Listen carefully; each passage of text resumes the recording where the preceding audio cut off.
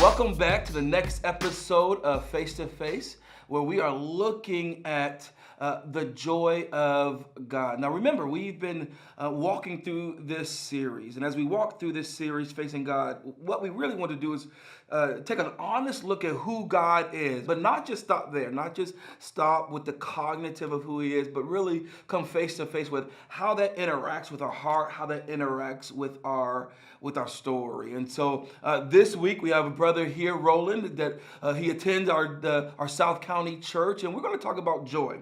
Now, this past weekend, as the sermon was coming from joy, it was on Psalm 16. Okay, and Psalm 16 really centers on the reality that in the presence of God there is joy. And so, Roland, when we talk about God is joy, how does that land for you? What does that mean to you? I mean, I gotta tell you, cuz, it's, at one point in my life, I would probably have said, yeah, that really resonates, man. And I was kind of in an environment where that was kind of the expectation was for it to really resonate that way. And I'd say kind of later in life and where I'm at now type thing, I'd say joy is kind of something that I wrestle with. Mm-hmm. I mean, I was kind of raised, my mom is from Hong Kong, my dad's from South Africa. They were both very accomplished people and they had a lot of weight of expectation to accomplish things. I look at my wife and my kids and just kind of the joy that they have just naturally. There's no pressure on them to perform, maybe a little bit of pressure from me to perform, but I kind of think, boy, that weight that I put on myself type thing really kind of wrangles out that ability to just kind of really just enjoy and find that joy. Joy in the Lord. I mean, it sounds really spiritual and it sounds a little corny type thing, so honestly, it's a very kind of conceptual kind of topic type. So, Roland, I know a bit about your story. I mean, I know you're currently in the finance industry, but prior to that, right? Prior to that, that you were involved at Hillsong, one of the key volunteers at Hillsong. Go way back, right? Some of the key CDs that came out of that movement, you were a part of and serving in that ministry. And even now, you're currently serving on the worship team at our South County. So, one of the things about ministry, one of the things that I've seen, I've heard, I even have to fight against really is the reality that, man, we get into ministry as a conduit, as a way of us expressing the joy that we have in God. But ministry can often be the very thing that fights against that joy, that crushes that joy. And so, man, if you wouldn't mind just sharing a little bit about your own experience when it comes to ministry and joy. Yeah, no, good question. So, I would say wouldn't say like a lot of people, but I kind of went through my 20s kind of real optimistic about everything, very idealistic about everything.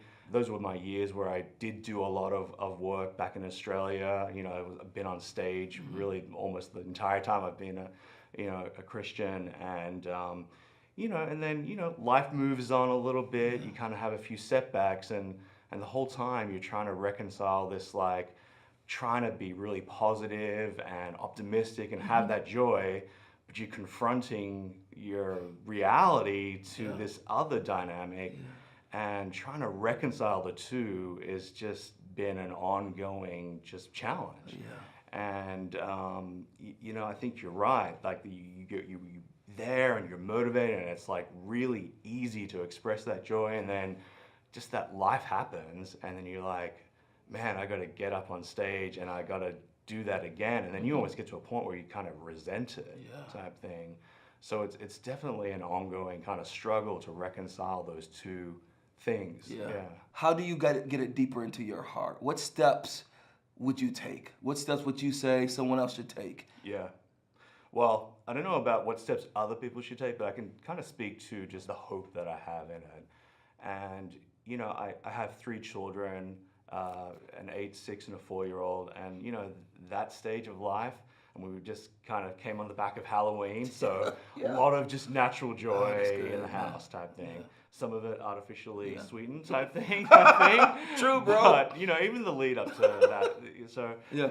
and part of the hope that I have in being able to navigate reconciling how to find that joy as I, go through the journey of being a father to children that, are just naturally there right now. And that will change as they get older. Yeah, yeah. That will give me more of a glimpse into experiencing what our Father provides for us. One of the things that we talk about here is how are we being confronted with the truth of who God is and it leading us to worship. And as you were talking, I was being led to worship it, even in my own story, because that is my story. And my wife would agree that for many years, very dark, very cold, just pessimistic. Yeah. I'll call it realistic. Yeah, But we know it's right, pessimistic. yeah, no, I'm hearing you. And we were just talking about this past weekend, just when we look at, what did the Lord use to even bring a light to my life? And one of the key things that we look back, I have two sons, and when God brought them, it did kind of model and look at what does it look like to have childlike faith and joy. Yeah. And then them being a gift to me and the Lord using that to redeem even cold hearts like ours, So I so relate to that. And I appreciate you sharing that because I think there's many people out there that are in that journey or has had that journey where they were once pessimistic and cold. And when they look back, it's like, God has softened their hearts some. My prayer is that He will continue to do that for me, continue to do that for you. And man, as you guys come face to face with God's joy, one, how are you interacting? Because I think what Roland brings up is really true for all of us, whether we recognize it or not. Like, life is hard. The world is hard around us. How do we continue to trust and have a heart filled with joy when so many things, even sometimes good things, combat that? And so how are you coming face to face with God's joy and coming face to face with your own story and wrestling through that and then letting the Lord lead you to worship? So I appreciate you spending time with me and Roland this week, and we look forward to seeing you next week on another episode of Face to Face.